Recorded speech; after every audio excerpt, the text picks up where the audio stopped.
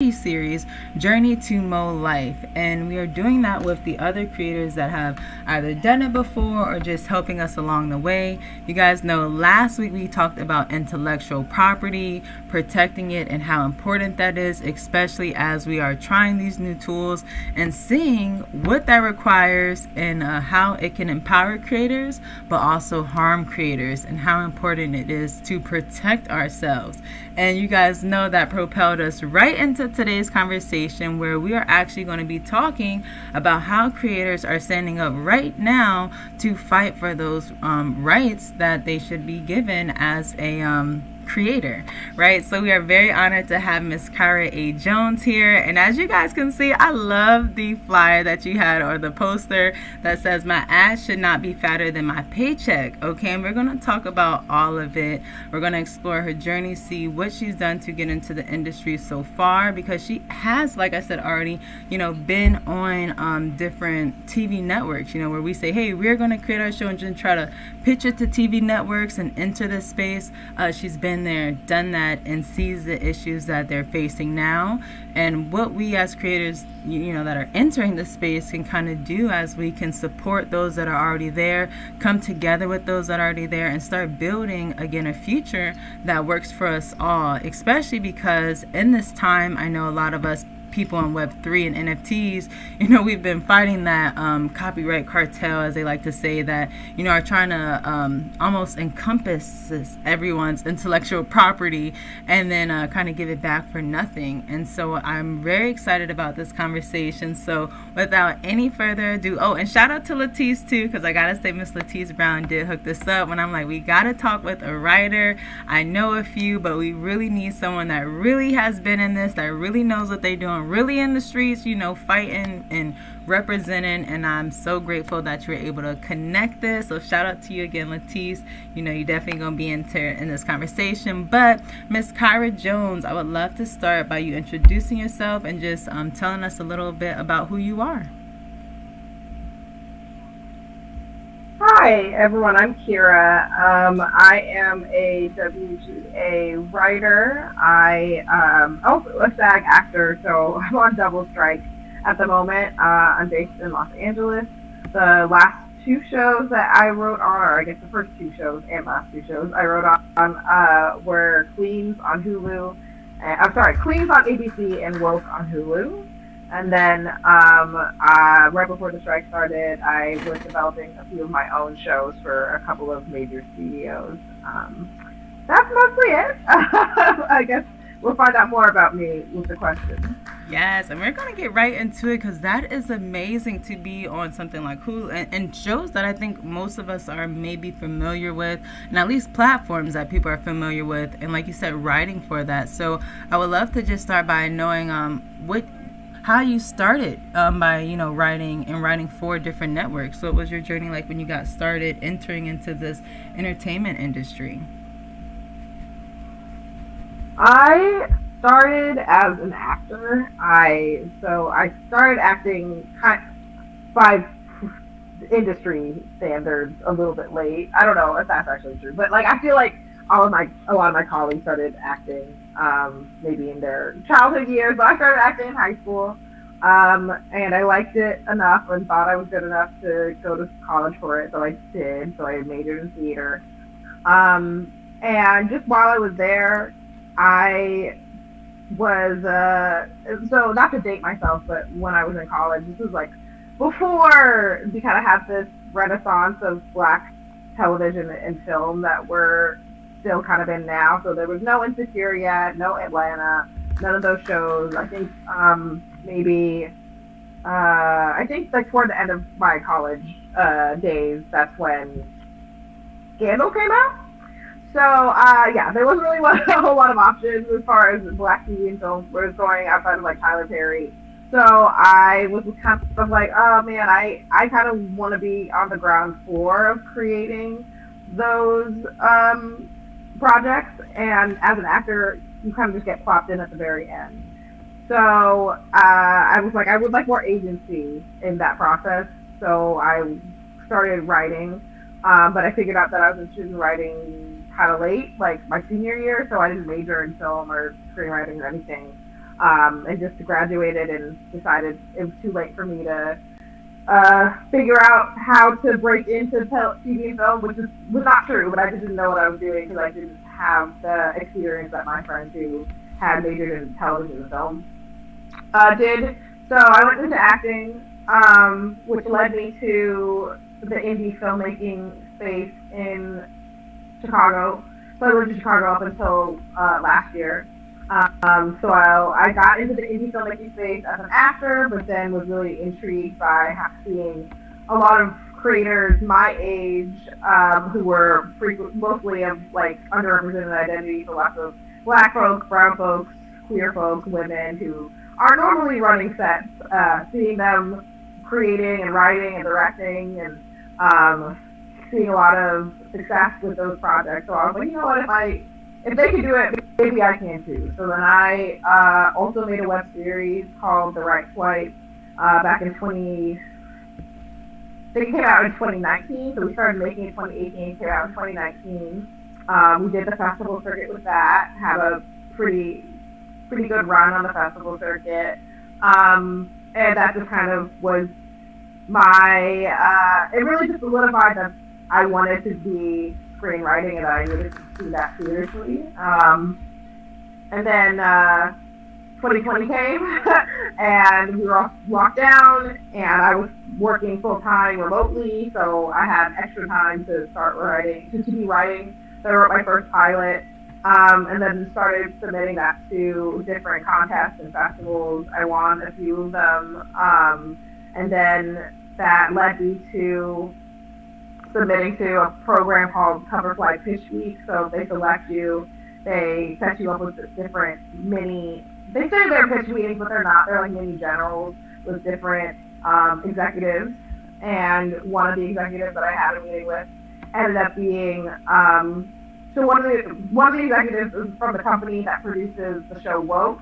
And it just kind of ended up that she really liked the 20 minutes that she spent with me, and then asked us to meet with me for longer, and then ended up sending my script to the showrunner of Woke because they were staffing at that time, and they couldn't find anybody who they liked, and then they liked me, and then they staffed me 2 days later. So that's kind of how that happened.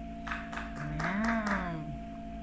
And so that's amazing, especially to hear. I love how you really went through your journey and walked us through, how you started as acting and even started in school, really, like you said, high school through college.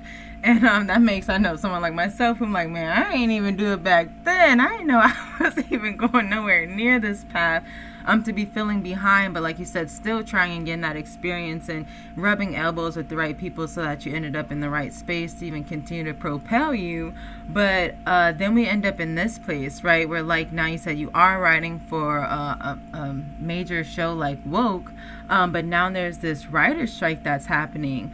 So can you tell us more about the writer's strike, because your journey has been great, but it's on pause right now because I know all the writers are on strike to submit any new work, and so we're going to get into how that has been affecting you. But before we do, I would love to just kind of pause and talk about the strike so that everybody listening or watching can even understand what the strike is and what are the goals for the different unions that are supporting this. Yeah, so we've been on strike now, it's like probably day 107 or 108 of the writer's strike. But it started because every 3 years our contract expires with the AMPCC, so that's the collective of studios that produce TV and films who signed the WGA collective agreement.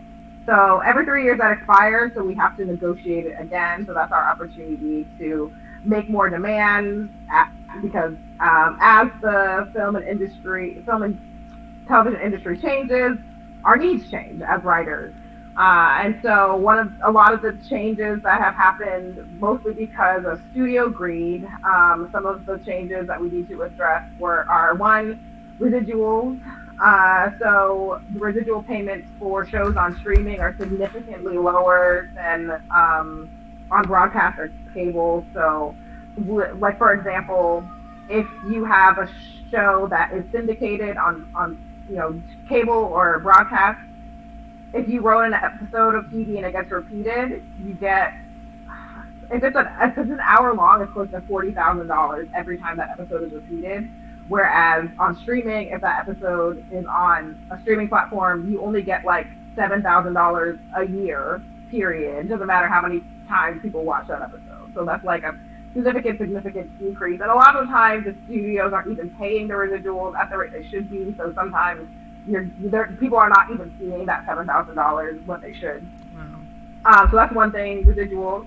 Now that most television is on streaming now, even if it might air the first time on broadcast or cable, it's just put on streaming the next day. So there's no reason to repeat those episodes anymore. So we're not making any money off of our intellectual property, where the streamers are making they're just taking all of it. So that's one thing. They've decreased the size and duration of writers' rooms a lot. So it used to be, if you were writing on a 22 episode broadcast show, you'd probably be in the writer's room 40 weeks out of the year, and then for the 12 weeks that you're on hiatus, you'd be making residuals. So you were employed year round, whereas now there are some writers' rooms that are like 10 weeks, maybe even less than that, 7 weeks. Wow. They expect you on a full season of television in 7 weeks. And they don't give you any extra money for having to work that much harder to do that quick turnaround. And they'll even they've been making the writers' room smaller. So now it's like, okay, instead of having 20 writers and 40 weeks to write a season of television, you get 4 writers and 10 weeks, which is very hard to do. So that's another one. There's a lot of issues on the table right now. So basically, they went into negotiations with the studios, and the date to come to an agreement was the end of April.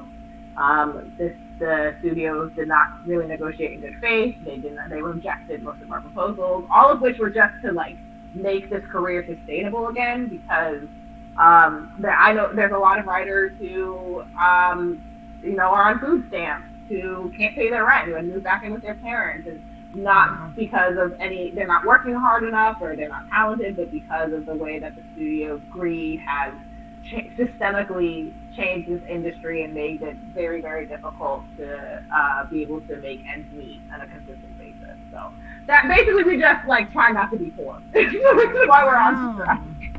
Man, and that's tragic, because how much money are they making right now? Like, it does not have to be like that. And it's just it's terrible that it does not have to be like that. Like, you're making so much for so little that you have to actually do. And again, that profit margin, to be able to share that with everyone, so that, like you said, everybody can eat and not have to keep working, just like everybody else that gets to kind of keep streaming, that gets that same luxury, to take that away from the creators that are pouring into that as well. It has definitely been one of those things that have made me so upset, especially thinking about NFTs. That's why I love NFTs, because they have those royalties, and I'm like, why are they making royalties so difficult, and making it seem like the creators that are creating this content is asking for so much when they're creating these platforms as well. So I think that the writers all taking a stance and saying, hey, well, if y'all not paying us, then nobody is writing, is a really powerful stance in itself. And so have you guys seen that this has been effective? I know that this hasn't even been the first strike, especially since you guys said that you guys do this every once in a while, but there is a lot more at stake here. Like I said, I know there's AI. We used AI. I was over here trying to put Whitney Houston in my thing, just because I was trying to kind of conjure up the industry's attention per se. But that's another big thing. And I know when I was going through my cohort, we actually had celebrity producers come and speak with us, and one of the pieces of advice that one of them gave was, when you start signing these contracts, they'll actually ask you to sign away your likeness, so that then they can even use AI to reproduce what you're doing. And I think with writing, you still have this like sweet spot where AI doesn't necessarily have that creativity. But like you said, now, instead of them having to go to the writers for the ideas, they can more so have an intern, generate some AI ideas, and then just pay a writer a fraction of that to be able to now just, polish it and make it nice. And again, I think that still has to be compensated appropriately, and everybody's still trying to figure that out. So have you guys seen like some movement that it seems like you guys are coming to terms and everybody's still just shifting through all the different things? Or is it more still like the networks just really don't want to budge and, are hoping that the writers and the unions budge instead? So it's taken over 100 days, but the studios have finally come back to the table to negotiate with us again. So we're talking again. It's probably still going to be at least a few more weeks, if not longer, before they come to an agreement, because it does seem that just from the leaks, like there's supposedly a media blackout, so neither the studios nor the WGA are supposed to be talking about what's going on in the negotiation room. But a lot of times the studios will leak things, especially things they'll try to spin it to make it look like the WGA is being unreasonable. So it does seem like from the leaks, the studios aren't budging as much as we had hoped. But honestly, it's funny because I don't know if you all have been paying attention to the trades, but there was that anonymous studio exec that said their plan is to wait until the writers start losing their homes. And it's funny because it's like, well, we were losing our homes before because of what y'all were doing, because of why we're on strike. So either way, we're going to lose our homes. So like, there's no reason for us to like agree to terrible terms. We might as well hold out. And so the studios, part of at least why they came back to the table is because their earnings calls for this last quarter that we were on strike were abysmal. They're all losing billions and billions of dollars. Keep in mind, what we had asked for collectively would cost 2% of the studio's profit. So accumulating to about $500 million across all of the studios, less than $500 million across all of the studios, which is like nothing if you like divide it between all of them. So they lost themselves more money than it would have cost to just give us what we were asking for. So it really is them being very unreasonable. I don't really understand like what it is, but there is some progress happening, at least in terms of the WGA and the studios coming back to the table.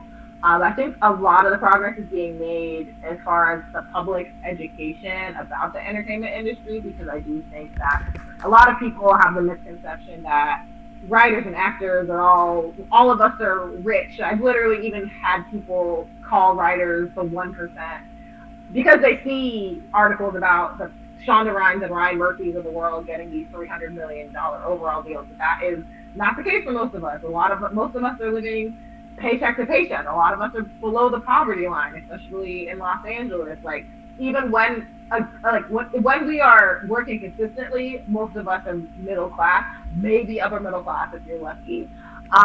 So I think that us being very vocal about exactly how much we're making, what the studios are doing to try to steal our wages, what they're doing to try to replace us with robots, all of these things, I think have been really important to make the audiences smarter consumers. And it does seem like the public is largely on our side. So I think that progress is also really important, even if things aren't moving as quickly as we'd like with the actual negotiation. I totally agree. And I do see we have a few comments in the chat. I see T said she was thinking if she needed to change careers. Science agrees that 2% that they could have given the union to really satisfy the not even just wants of the members, but the needs. Like you said, for people to be working as hard and still be below poverty, yet there's this illusion that they are not. And it doesn't take much to really create that reality. Is no reason in us not being able to get that done. And then I do also see Latif said it doesn't make sense that writers wouldn't get paid the most. We wouldn't have a story to film without them. Yes, seriously, I totally agree. And I think like Kyra said, that's where it's systematic, right? It doesn't make sense in how the contract has been set up initially, and it will make sense in one way, if you say like, everybody has to get paid, but everybody has to get paid proportionately, right? And especially the writers, because they are doing so much to create what the viewers are watching, what the actors are saying, and the backbone of it. So I definitely do agree. I see Science even dropped a question and said, can you speak more about the interim agreements? Yes, I'll do my best.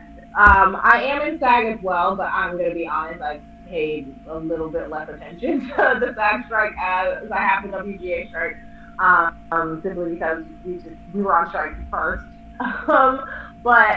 So the interim agreements are contracts that SAG is giving on a case-by-case basis to productions that are not affiliated with the studio, so independent productions that would like to continue filming while the strike is happening. So basically just giving them special permission to continue filming without being strike breakers. And there's a lot of controversy around it. A lot of folks are against these interim agreements. It was like, well, the whole point of the strike is to stop the work. It was like, it's something like 200 productions been given these agreements. So that's a lot. So the goal is like to stop the pipeline of, I hate using the word content, but I'm just going to use it. Stop the pipeline of content to these studios so that they really feel the hurt of not having these workers. And so SAG is like, well, these are independent productions, and so that means that the studio's not making any money off of it. But if you think about it, like independent productions, their goal is to eventually get distributed by these major studios. So they're still being made right now, and then when the strike is over, it's not like the studios have to start from zero to make up for all of the content that they lost during the strike. They can just buy these indie productions. So that's one of the critiques of it. SAG is saying that, if you give these agreements to indie productions and they're agreeing to the terms that the studios refuse to, like we're showing the studios that you don't have, that if these lower budget productions can agree to our terms, and there's no reason that the studios can't. So those are kind of the two schools of thought on it. WGA recently, SAG recently agreed to not give any interim agreements to any WGA covered work, because that was another one of the critiques, like, okay, well, you're undermining the WGA strike. So yeah, that's kind of what's happening. That's what's happening. These are just one-off agreements that indie productions can apply for to be able to shoot while the strike is still happening. Gotcha. Very interesting, because so with the strike, are you not supposed to put it on any kind of just those platforms that you guys are striking against, though, right? Now, and I'm not very and it's terrible to say, but I'm not very knowledgeable when it comes to the different major networks and the different things of that. But say, like, I guess, like you said, indie, if it's, as long as it's not one of the networks that you guys are striking against, then you still can. Because I think I also seen something too, like broadcast TV isn't like one of those ones that you guys are striking, or has like another leeway or something like that, right? No, we're striking against the broadcast companies. But the thing is, like, the broadcast companies are doing what we've been asking, so it's very strange that they're letting the streamers basically take their lunch money. So that's a whole other thing. It's like the fact that these studios are negotiating collectively when they don't have the same interest, or they don't have the same, like, their relationship to our demands are different. If they were smart, they would negotiate with us separately, but they're not smart. Yes, independent production, so individual financiers and production companies that are not affiliated with any of the studios that are under the AMPTP, which is a long list, but the Netflix and Fox and Sony and all those big names that you recognize, and some that you might not. But there's a whole list of them if you need to reference. You can always, if you're confused, you can always email the WGA or SAG to check whether or not this is a production that has an interim agreement or if it doesn't. Wow. And I see Science said, gotcha. Yeah, I think the agreements do break the solidarity a bit, and they seem to be very confident in the success of their productions. And then I do see Latisse also asks, what has it been like on the picket line? Great question. Definitely want to hear about it. The picket line is a mixed bag. It's hot. It's been hot in LA with these heat waves going on. So everybody is very, very tan. But it is, I mean, there's some really beautiful aspects of it. I think the solidarity has been really just like incredible to witness. Like, not just the solidarity between WGA members, but the solidarity between members members of unions across industry. So other Hollywood unions like IATSE, which is the crew union, they've them refusing to cross picket lines. So they're turning down work in order to make sure that our strikes are successful. So they're also, even though they're not technically on strike, have been um, turning down jobs and also are suffering financially for the good of the industry as a whole. Because if we're successful, it'll be easier for them when they have to do their negotiations. I think next year, for them to be able to use our contract that we get as a precedent to get what they're looking for. But yeah, other Hollywood unions, and then other unions that are not affiliated with Hollywood, like we've had support from the teachers union. WGA has been showing up for the hotel workers in Southern California, have been striking. We've been showing up for them on their picket line. Medieval Times workers have been striking. We've been showing up for them. All of these. There's a lot of strikes happening. Wow, yeah, so we've all been trying to support one another. So it does feel like a big moment in labor history that's going on right now. So being a part of that is great. People, trying to help each other out how they can, whether that's donating groceries or sending food to the picket lines, or we've had performances from different celebrities just to boost morale. So that's really, really cool. But it's tiring. It's been 100 whatever days. We're hot. We're thirsty. We're broke. It's been great to have SAG with us officially now, because SAG is a much larger union than the WGA. WGA has 12,000 members, or less than 12,000 members, whereas SAG has 160,000. So much larger. So I will say that the numbers for the WGA were starting to wane a little bit until at least on the picket line, was starting to wane because people were tired and we have to get day jobs and take care of our kids and all those things. And so SAG definitely gave us a boost of energy and some more bodies on the picket line.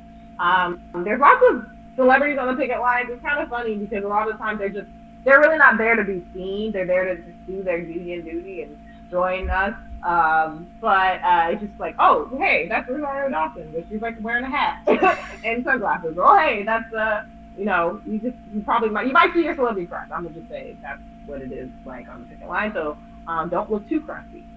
That's pretty cool though, that you could just rub elbows with everybody, like you said, kind of in that same we all here hot. I seen one horrible picture a few weeks ago where they had cut down a bunch of trees in front of one of the spots that everybody was standing in and protesting in, and it was it was just horrible, to see the kind of the things that the businesses around were doing because of that. And so when you say you hot, that was the first thing I thought of, man, those dang trees, those people are really horrible. But despite that, it's great that the people that you're there with, like you said, you're standing together, and not just the writers, but then the actors, and then you guys even taking that movement and going and supporting those others, because numbers do matter, right? And it does wake up these corporations who think, hey, nobody's going to say anything, we'll just be able to continue as usual.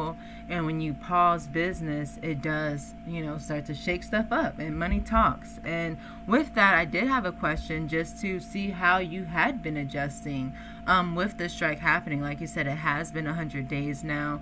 I know you said a powerful comment earlier, because again, I did see that same comment that got a lot of backlash when the one representative said, well, they're going to keep it going until all the riders lose their houses, all their extra houses. And so for you to say that had already been the case before you guys had even started striking, and that's why you're doing it, what have been some of the adjustments that you've had to make with not being able to continue business as usual as you had kind of been planning? And I'm sure you had maybe even had a 5-year plan going that had now just been put on pause until this kind of plays out from here.